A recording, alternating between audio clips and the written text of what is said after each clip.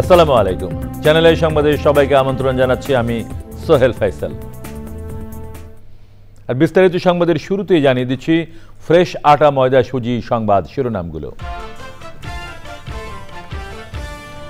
আইন শৃঙ্খলা বাহিনীর লাঠিচার্জে নুরুল হক নুর গুরুতর আহত।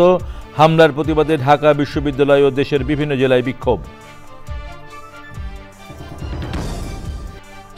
গুমের শিকার ব্যক্তিদের স্মরণ করে আন্তর্জাতিক গুম দিবসে বিএনপি জামায়াতের বাণী, বিএনপি ক্ষমতায় গেলে গুম প্রতিরোধে আইন করার আশ্বাস।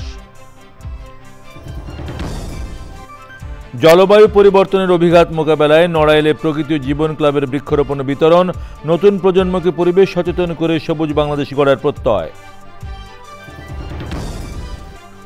মাশরুম চাষের সম্ভাবনা কাজে লাগিয়ে নরসিংদীর উদ্যোক্তা শাহিন মোল্লার অনন্য দৃষ্টান্ত, আধুনিক প্রযুক্তি ও বাজার ব্যবস্থাপনায় আরও সহায়তার দাবি। এবং প্রথম টি-20 দিয়ে সিলেটে বাংলাদেশ নেদারল্যান্ডস ক্রিকেট সিরিজ শুরু আজ। সন্ধ্যা 6টায় মুখোমুখি হবে দুই দল।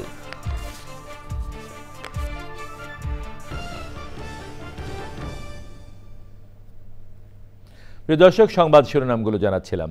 এখনকার এই সংবাদ আয়োজনে একই সঙ্গে চ্যানেলের ইউটিউব চ্যানেলে এবং চ্যানেলের ওটিটি প্ল্যাটফর্ম আইস্ক্রিনে লাইভ স্ট্রিম হচ্ছে। যাচ্ছি বিস্তারিত সংবাদে। রাজধানীর কাকরাইলে জাতীয় পার্টির কার্যালয়ের সামনে শুক্রবার সন্ধ্যায় জাপা ও গণ অধিকার পরিষদের নেতাকর্মীদের মধ্যে ধাওয়া পাল্টা দেওয়া হয়। পরে আইন শৃঙ্খলা বাহিনীর সঙ্গে গণ অধিকার পরিষদের নেতাকর্মীদের সংঘর্ষ হয়। এ সময় আইন শৃঙ্খলা বাহিনীর লাঠিচার্জে গণ অধিকার পরিষদের সভাপতি নুরুল হক নূর সহ অনেকেই আহত হন। তাদের অনেককে ঢাকা মেডিকেল কলেজ হাসপাতালে ভর্তি করা হয়। হামলার বিচারের পাশাপাশি জাতীয় পার্টিকে নিষিদ্ধ করতে 3 দিনের আলটিমেটাম দিয়েছে গণ অধিকার পরিষদ। পরাগাজিমের রিপোর্ট। শুক্রবার রাত 8:15টার দিকে দ্বিতীয় দফায় জাতীয় পার্টির কার্যালয়ের সামনে জড়ো হয় গণ অধিকার পরিষদের নেতাকর্মীরা। এ সময় তারা জাপা চেয়ারম্যান ও মহাসচিবের গ্রেপ্তার এবং জাতীয় পার্টি নিষিদ্ধের দাবি জানান। কাকরাইলের দিকে রওনা হয়েছিলাম, তখন এই জাতীয় পার্টির কার্যালয় থেকে আওয়ামী লীগ যুবলীগ এই জাতীয় পার্টির উপরে ভর করে আমাদের উপর অকর্তৃত হামলা চালায়। রাত 9টার দিকে গণ অধিকার পরিষদের একটি মিছিল বিজয়নগর মোড় হয়ে পল্টনের দিকে যাওয়ার সময় আইনশৃঙ্খলা বাহিনীর সদস্যরা তাদের ধাওয়া করলে তারা পাল্টা ইট পাটকেল নিক্ষেপ করে। একটু পর আইনশৃঙ্খলা বাহিনীর লাঠিচার্জে আহত হন নুরুল হক নূর সহ গণ অধিকার পরিষদের অনেকে। আহতদের ঢাকা মেডিকেল কলেজ হাসপাতালে ভর্তি করা হয়। অনেকে প্রাথমিক চিকিৎসা নেন। প্রথমত সন্ধ্যার দিকে আমার উপর হামলা হয়। এর প্রতিবাদে একটি বিক্ষোভ মিছিল, মশাল মিছিল শুরু হয়। তখন আমাদের উপরে অতর্কিতভাবে জাতীয় পার্টি এবং আওয়ামী লীগ হামলা চালায়। সেখানে সেনাবাহিনী এবং পুলিশ উপস্থিত ছিল। আমরা এরপরে নুরুল হক নূর সহ আমাদের কার্যালয়ের সামনে আসি, সেখানে একটি প্রেস ব্রিফিং করার জন্য। সবেমাত্র প্রেস ব্রিফিং শুরু করব, তখন সেনাবাহিনী এসে আমাদের উপর হামলা চালায়, পুলিশ এসে হামলা চালায়। আমরা অবাক হয়ে গেলাম কিভাবে আমাদের উপর হামলা চালালো। আহতদের দেখতে হাসপাতালে যান আইন উপদেষ্টা ডক্টর আসিফ নজরুল ও প্রধান উপদেষ্টার প্রেস সচিব শফিকুল আলম। হামলার বিচারের পাশাপাশি জাতীয় পার্টিকে দ্রুত নিষিদ্ধ ঘোষণার আলটিমেটাম দিয়েছে গণ অধিকার পরিষদ। আগামী 3 দিনের মধ্যে এই জাতীয় মুনাফেক পার্টি, এটা জাতীয় পার্টি নয়, জাতীয় মুনাফেক পার্টি, ভারতীয় দোসর, রয়ের এজেন্ট, এদেরকে নিষিদ্ধ ঘোষণা করতে হবে। একই সাথে এই জিএম কাদের থেকে শুরু করে 14 দলের সন্ত্রাসীদের গ্রেপ্তার করতে হবে। আমরা আগামীকালকে ডু অর ডাই মাঠে নামবো। হয় এই ভারতীয় রয়ের দালালরা থাকবে, অথবা আমরা বিপ্লবের পক্ষের শক্তিগুলো থাকবো। হামলার প্রতিবাদে ঢাকা বিশ্ববিদ্যালয় ক্যাম্পাসে বিক্ষোভ মিছিল ও সমাবেশ করেছে গণ অধিকার পরিষদ। ঢাকার বাইরের কয়েকটি জেলায়ও বিক্ষোভ হয়েছে। পরাগ আজিম, চ্যানেল আই, ঢাকা। আন্তর্জাতিক গুম দিবস আজ। শেখ হাসিনা সরকারের পতনের পর দিবসটি বাংলাদেশেও পালন করা হচ্ছে। গুমের শিকার ব্যক্তিদের স্মরণে দিবসটি উপলক্ষে বিএনপির ভারপ্রাপ্ত চেয়ারম্যান ও মহাসচিব এবং জামায়াত ইসলামের সেক্রেটারি জেনারেল পৃথক বাণী দিয়েছেন। বাণীতে শেখ হাসিনার আমলে বাংলাদেশের নজিরবিহীন গুমের ঘটনায় গভীর উদ্বেগ প্রকাশ করেন তারা। এছাড়া বিএনপি ক্ষমতায় গেলে গুম প্রতিরোধে আইন করা হবে বলেও জানানো হয়। বিস্তারিত সুব্রত গাইনের রিপোর্টে। 2010 সালের ডিসেম্বরে international convention for protection of all persons against ইনফোর্সড disappearance সম্মেলনে একটি আন্তর্জাতিক সনদ কার্যকর হয়। সেখানে ৩০ আগস্টকে গুমের শিকার ব্যক্তিদের স্মরণে আন্তর্জাতিক দিবস হিসেবে ঘোষণা করা হয়। এরপর ২০১১ সাল থেকে বিশ্ববাসী ৩০ আগস্ট গুম দিবস হিসেবে পালন করে আসছে।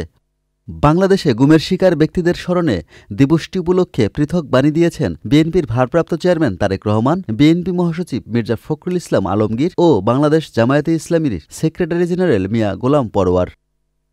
বাণীতে বিএনপির ভারপ্রাপ্ত চেয়ারম্যান বলেন, জোরপূর্বক গুম একটি বৈশ্বিক সমস্যা, মানবাধিকারের চরম লঙ্ঘন। শেখ হাসিনার আমলে বাংলাদেশের নজিরবিহীন গুমের ঘটনায় গভীর উদ্বেগ প্রকাশ করে তিনি বলেন, বিএনপি ক্ষমতায় গেলে গুম প্রতিরোধে আইন প্রণয়ন করা হবে।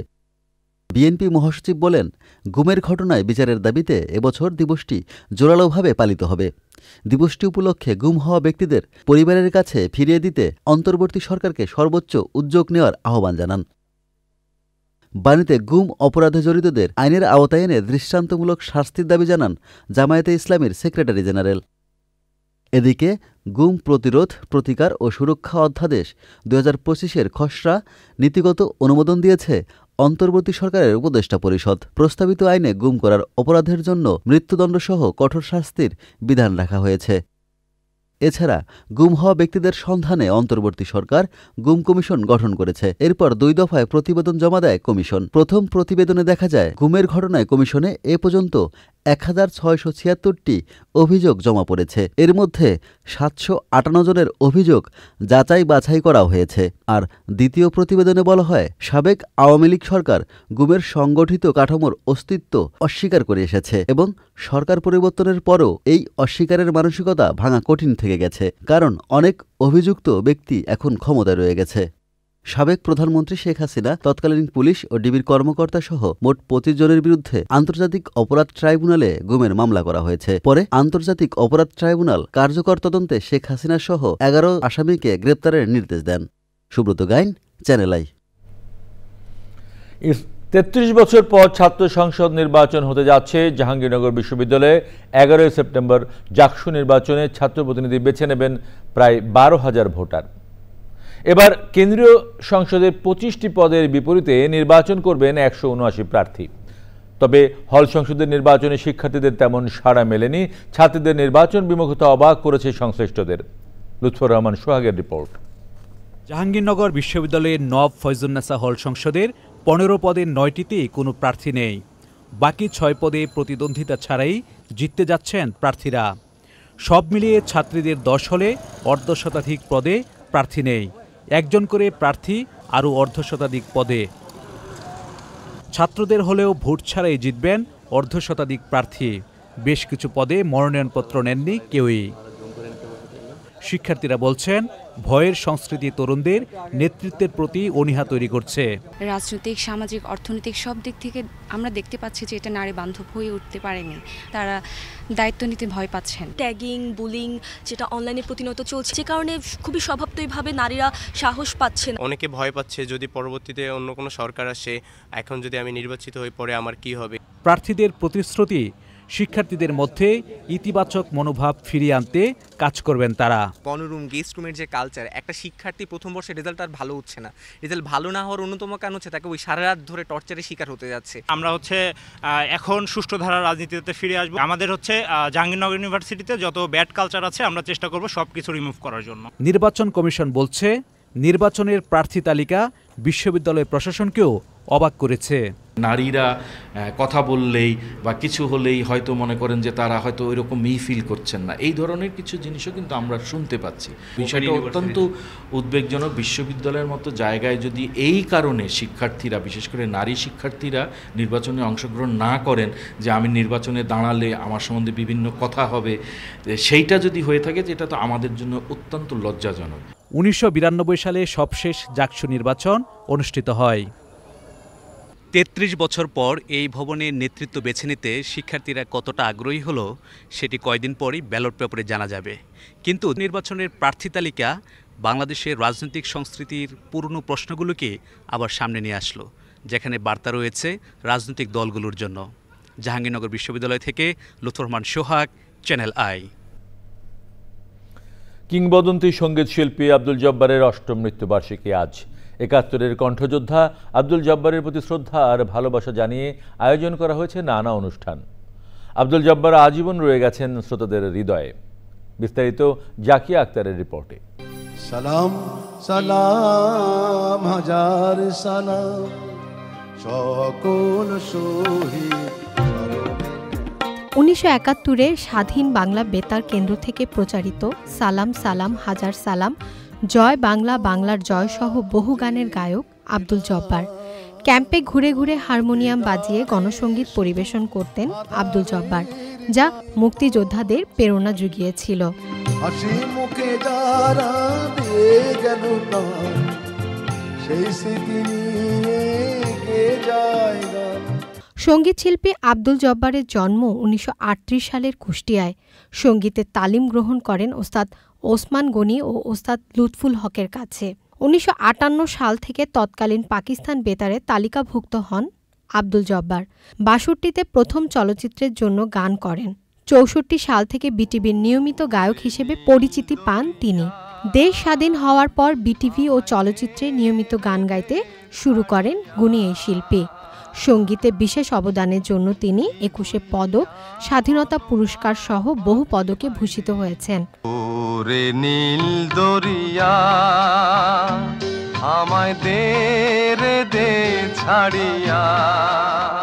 2017 সালে 30 অগস্ট এই কণ্ঠযোদ্ধা মারা যান। সঙ্গীতে অবদানের প্রতি শ্রদ্ধা জানাতে সেরা কণ্ঠের শিল্পীরা তার জনপ্রিয় গান দিয়ে সাজানো হয় চ্যানেল আইয়ের নিয়মিত গান দিয়ে শুরুর বিশেষ অনুষ্ঠান। Zakia Akter, channel I.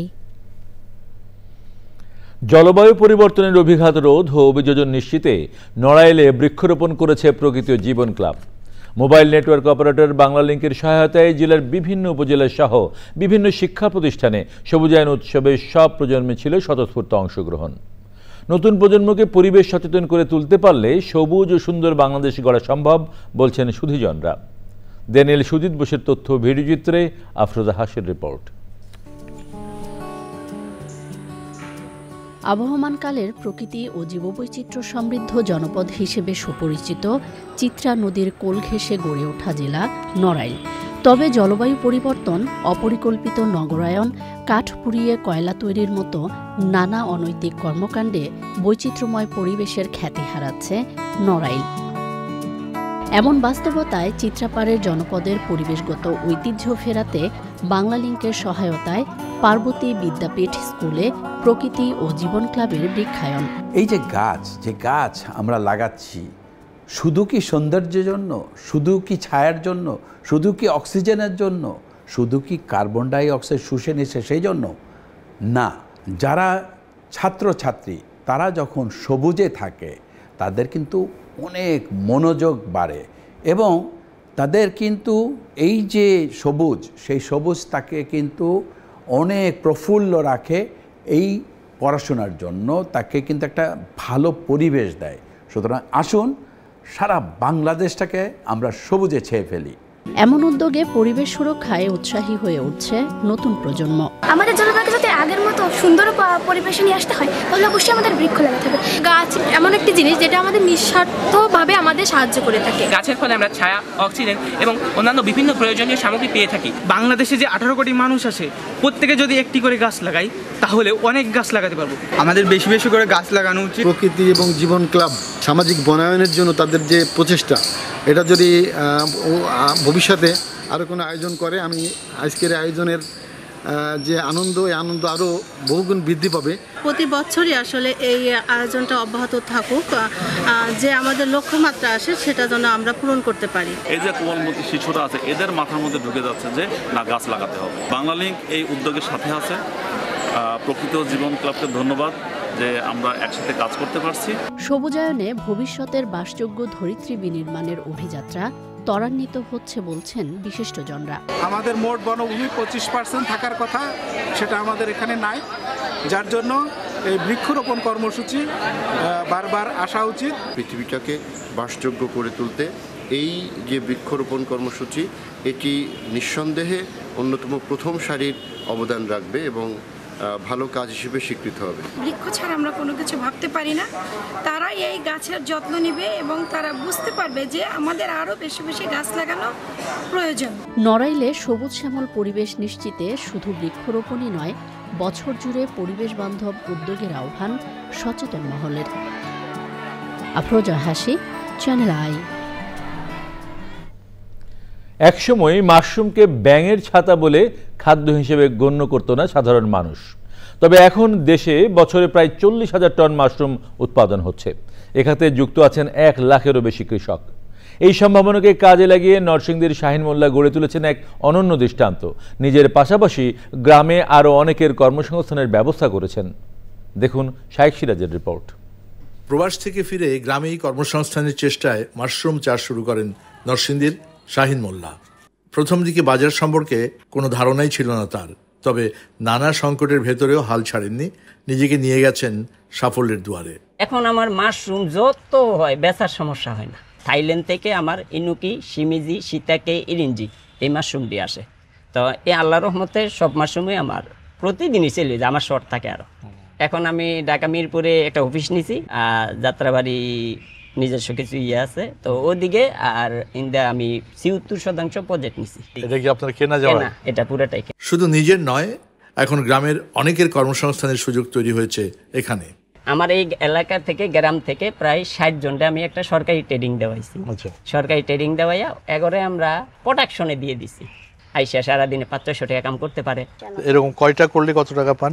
এক একটা ১.৫ টাকা পিস, ২০০, ২৫০, ৩০০, যে যতটুকু করতে পারে। এখানে উৎপাদিত তাজা মাশরুম এবং মাশরুমের তৈরি নানা উপকরণ পৌঁছে যাচ্ছে সারা দেশের বাজারে। এটা হলো চা মাশরুমটি, আমরা অনেক এটা আচার। এরপরে এই যে এটা হলো সোপ, মাশরুম সোপ আমাদের 4টা। এটা হলো ম্যাজিক মশলা, তো মাশরুমের চপ। মাশরুমের চপ। সরকারি নানা উদ্যোগ মাশরুম চাষে বাড়লেও আধুনিক প্রযুক্তি এবং বাজার ব্যবস্থাপনায় আরও সহায়তা প্রয়োজন বলে দাবি এই উদ্যোক্তার। আমার প্রতি মাসে টার্গেট হলো 1 লক্ষ স্পন। হাতে এত স্পন বানাইতে খুবই কষ্ট হয়। যদি আমাদের কিছু মেশিন দিত তাইলে আমরা মাশরুমটা কিন্তু অনেক দূর সারে নিতে যেতে পারতাম। মাশরুম আমাদের পুষ্টি চাহিদার অনেকটাই মেটাতে পারে, দূর করতে পারে গ্রামীণ দারিদ্রতা, নতুন কর্মসংস্থান বাড়াতে পারে এবং উদ্যোক্তা তৈরি করতে পারে। এর জন্য প্রয়োজন মাশরুমের উন্নত কারিগরি কলাকৌশলের সম্পর্কিত প্রশিক্ষণ, ভালো জাতের বীজ, বাজার ব্যবস্থাপনা এবং সরকারি প্রচারণা। নরসিংদীর কাঠালিয়ান মাশরুম খামার থেকে শাইখ সিরাজ, চ্যানেল আই। এ নিয়ে বিস্তারিত প্রতিবেদন দেখবেন আজ রাত ৯টার সংবাদের পর হৃদয়ে মাটি ও মানুষ অনুষ্ঠানে। এবার নিটল টাটা কৃষি সংবাদ।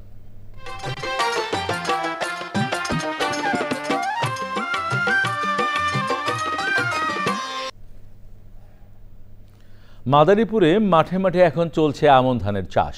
কৃষক ব্যস্ত সময় পার করছেন রোপণে। এবছর অতিবৃষ্টিতে কিছু বীজতলা নষ্ট হলেও ধান রোপণে বাড়তি সুবিধা পাচ্ছেন কৃষক। এবার প্রকৃতি সংবাদ।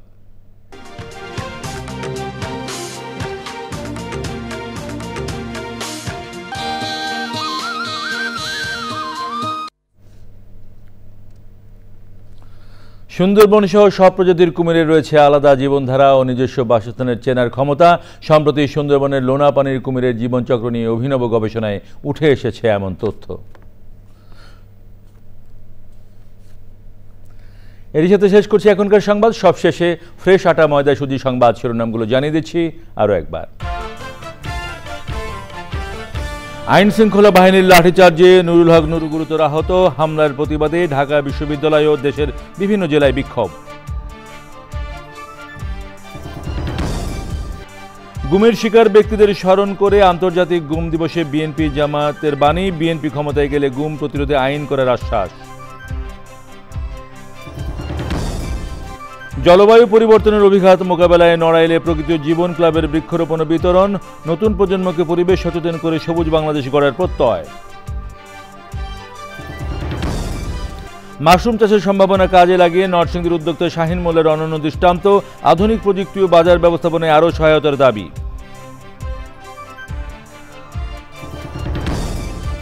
এবং প্রথম টি-20 দিয়ে সিলেটে বাংলাদেশ নেদারল্যান্ডস ক্রিকেট সিরিজ শুরু। আজ সন্ধ্যা ৬টায় মুখোমুখি হবে দুই দল।